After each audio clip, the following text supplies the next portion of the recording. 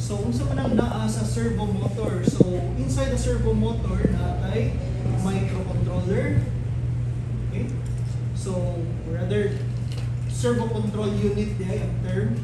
Then your motor driver, then your motor, may potentiometer which is connected to the servo control unit. Okay?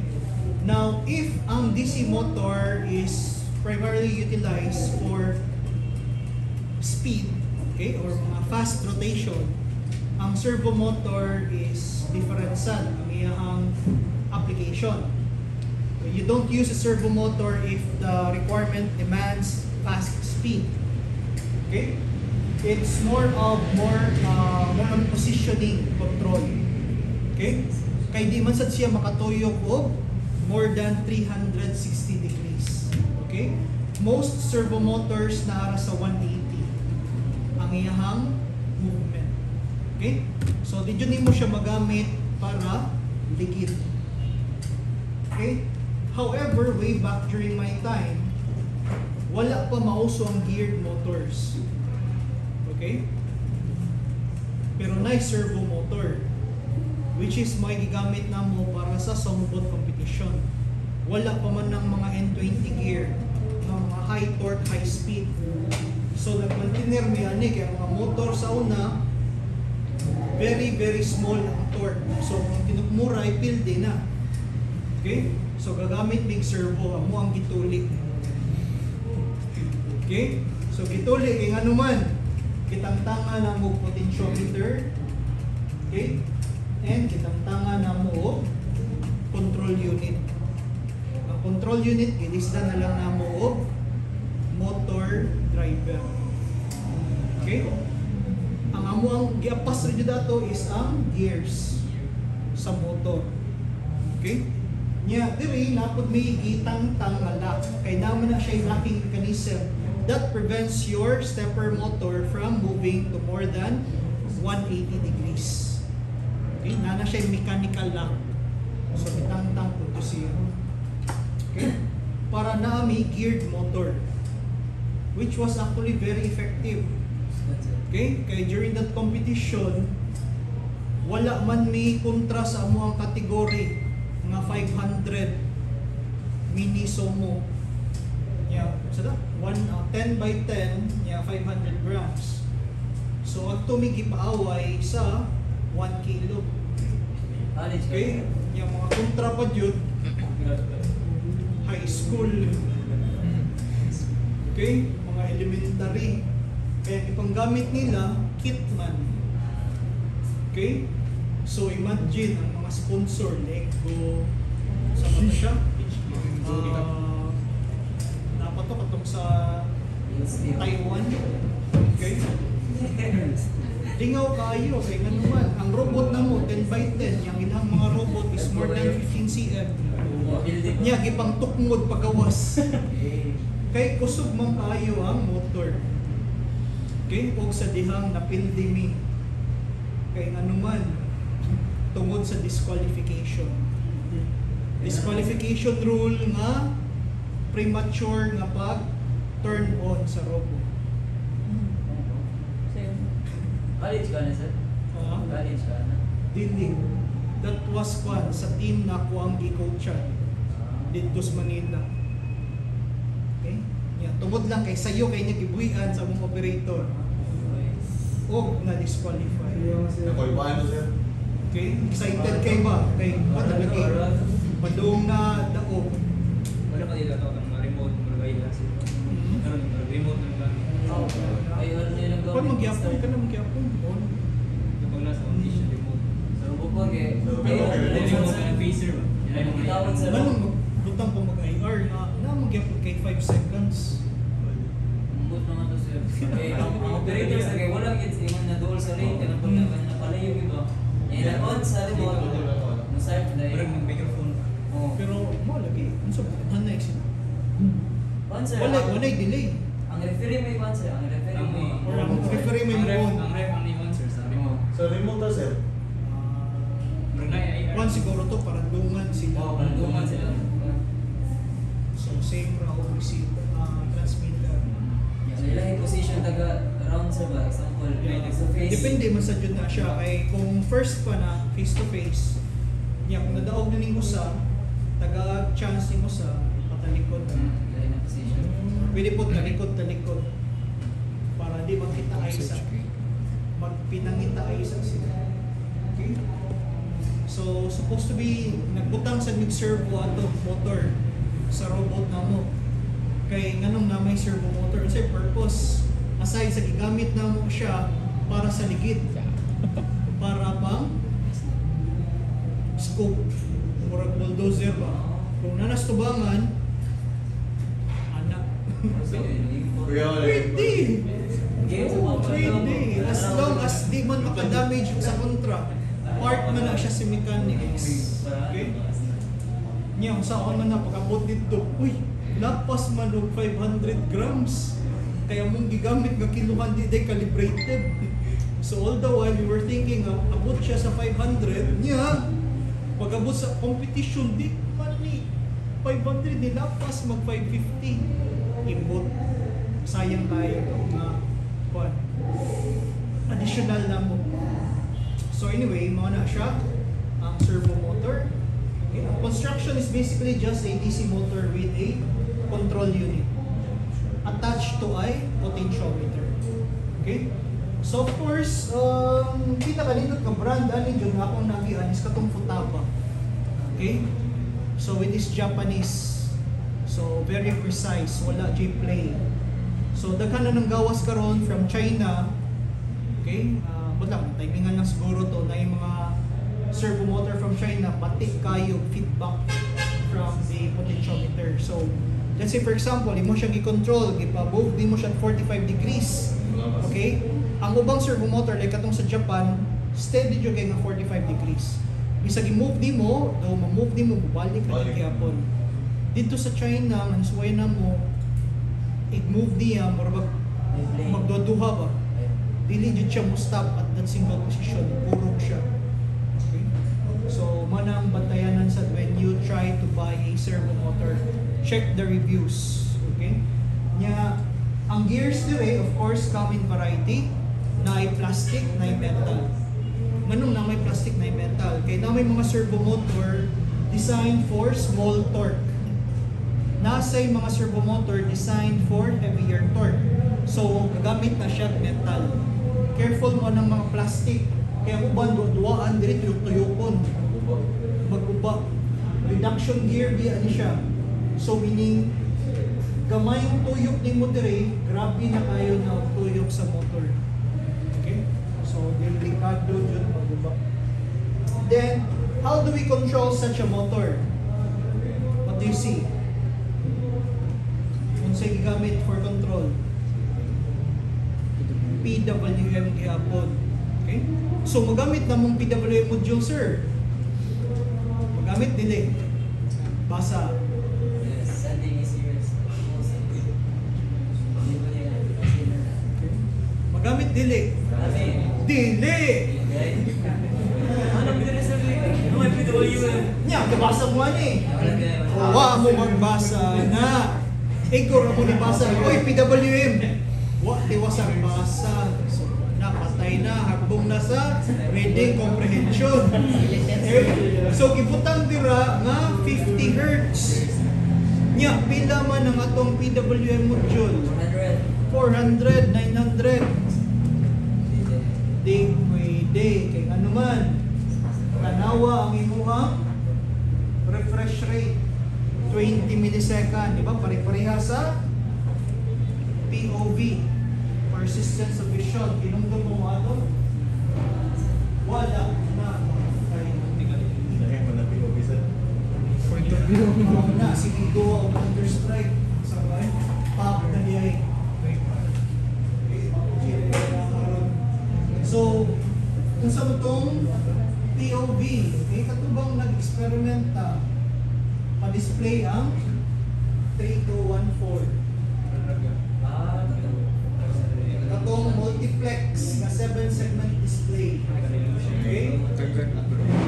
Basically, ang ibuhat ninyo ato is alternate naman to, di ba? Without taking note of the time.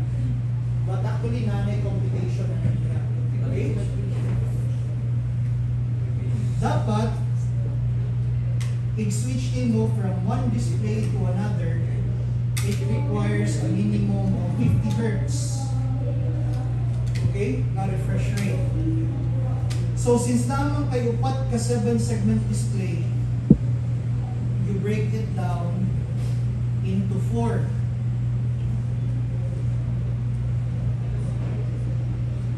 So kaning 20, balik na ako ni Dere. So meaning, i-display mo sa number, pa-display mo sa usa ka number, dapat nakakay mo around 5 millisecond. Okay? After 5 millisecond, another 5 millisecond for the second display. Okay? Yan, patuong mo ka sir, di man to 5 millisecond, just done man to, walay kaso. Meaning, mas pas ang refresh rate mo. Kanang 20 millisecond, that means di ka mula pas na.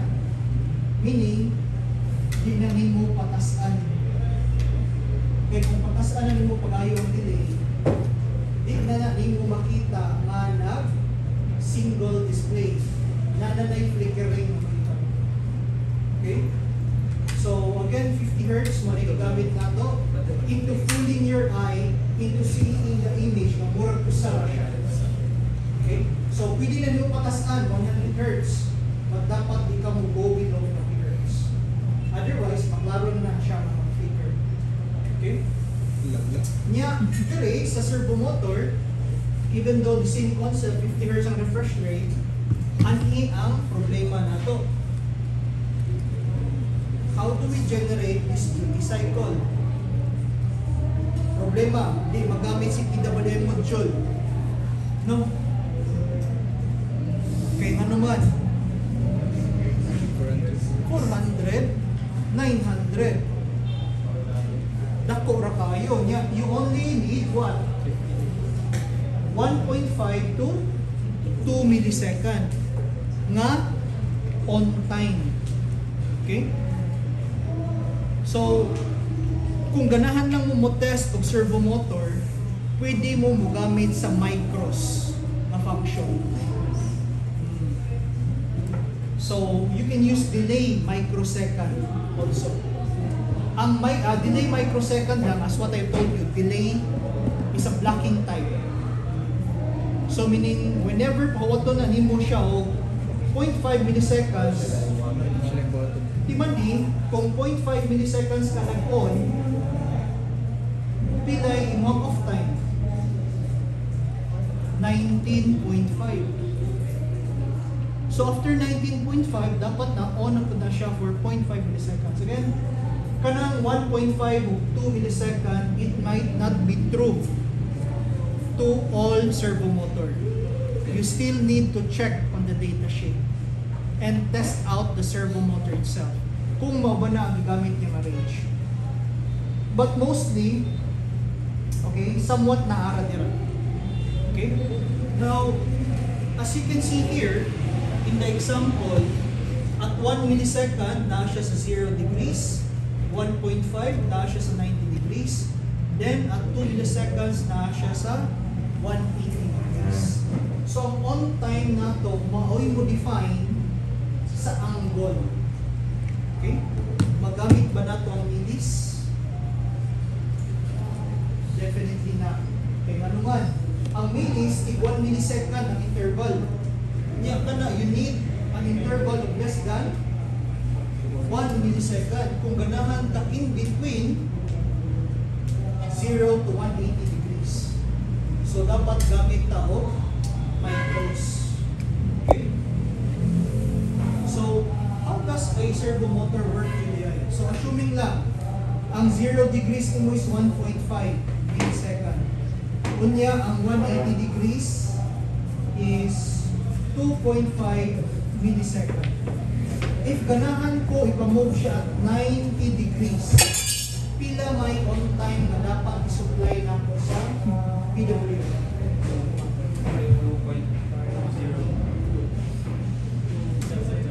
2.0. Okay? Pila may tunga-tunga, ni 1.5 o 2.5.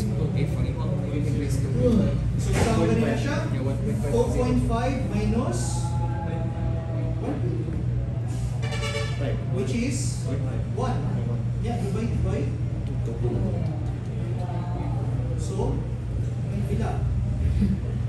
0.5. Plus mo sa 1.5. So, 2. So, at 2.0, your servo motor will be at 90 degrees. So, kung 45, nasa 1.75%. So, imana lang. Okay? So, di na pwede o milis. We need to make use of micros. Okay? So, yung sa ito nato, organic pag-create o PWM, naka-demonstrate mo pa ito ninyo before using minis. Yun sa ito nato.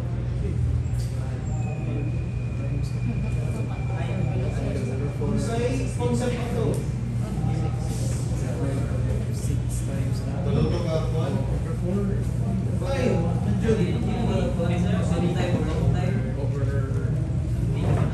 So, concept na niya is just let the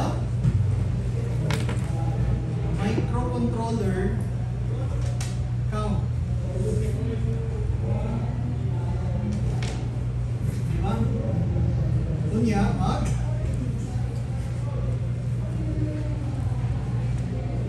set ka o value as your set point. Okay. Kunya, huwag siya na ipahay.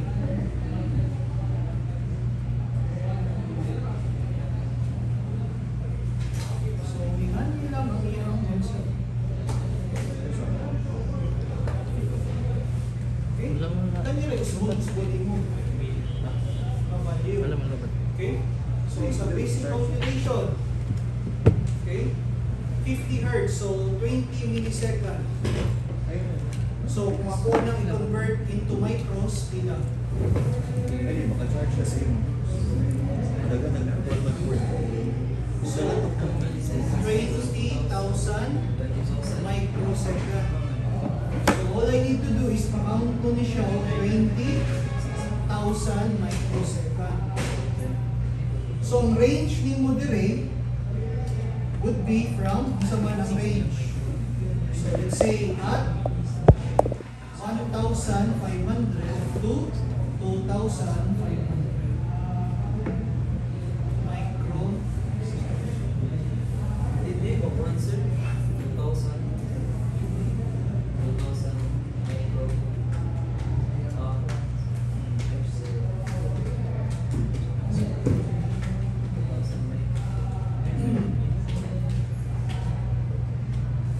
Diba, 1 millisecond is 1,000.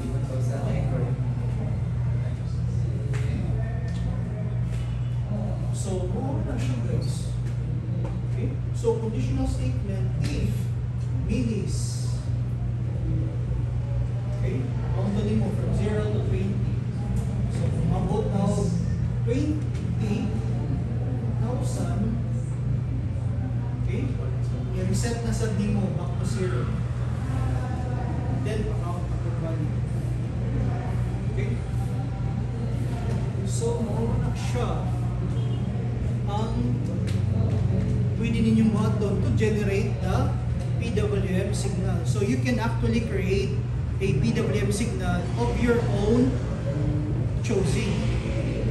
Okay? Yeah, para sa PWM sir, PWM, that's basically a difference of 1,000. Diba? Yeah, ganahan ko pareha PWM. Butang ko 255. That's 100%. So, say button divided by 255. So, pila. Okay. Or you can just use, again, linear interpolation. So, 0 to 1,000, 0 to 3.80. Pala mo interpolate ang 0 to 255, interpolating mo 0 to 255. So that will be your basis for your PWM. So using minis, micros. Okay, nasa siguro lang. For zero problem, gamit tao servo library. Di pa kay mo no. Gipaningot ang kanong ni putay competition exam paksit na pud ni. Okay, ug naa di ay library. Yay! Okay. Object na. Iko na lang attach pin niya. Identify the mean and the max. Yan na sa final search. Busing. Okay. Final search niya. So for this one, Final again, exam or you need to define the minimum and the maximum. So probably before using the servo motor, it tests using delay micros.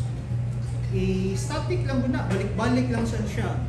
On for 1.5, then off siya for 18.5 millisecond. So balik-balik ko na siya kung mo sakar ba sa specification. Okay? Para mo ni mabasihan nimo para sa minimum o maximum nga position. Okay? So balik na lang. Ang problema mo na yung problema ron. Kung pahimuon mo from scratch,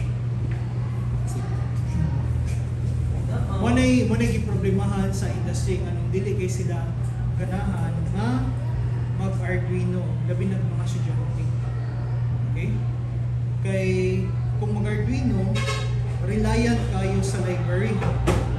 So when you go into the industry and you are supposed to solve engineering problems, dili ka solve kay nganuman magsalig man sa mga ready-made solution. Okay lang na kung ang problem na imong natubang sa industry is matawag ba na ito ang problem kung ano yung solusyon daan. Okay? Okay lang na kung ma-encounter ni mga problem is na yung solution na. But usually when you say problem, it is called a problem because what by solution na nakuha na. And if ang way of thinking nato is always going to the internet, searching for Google and let ChatGPT answer your problem, then surely we will lose our job to AI. Kaya nga naman, what makes us relevant in the industry is your ability to think critically. Okay, which is basically as of the moment, those AI agents is not capable of. Okay? Taas-taas pa yun ang rate of hallucination. So that means when you say hallucination, nagpataka lang na siya giyabi. Okay? So you can actually check that out with ChatGPT. If you try to ask it with technical questions, na siya answer yes. But if you try to check thoroughly kung sakto ba, sayop di ay. Okay? Diba? Someone you know, kasi mo, makikayong dog story, fluent kayo.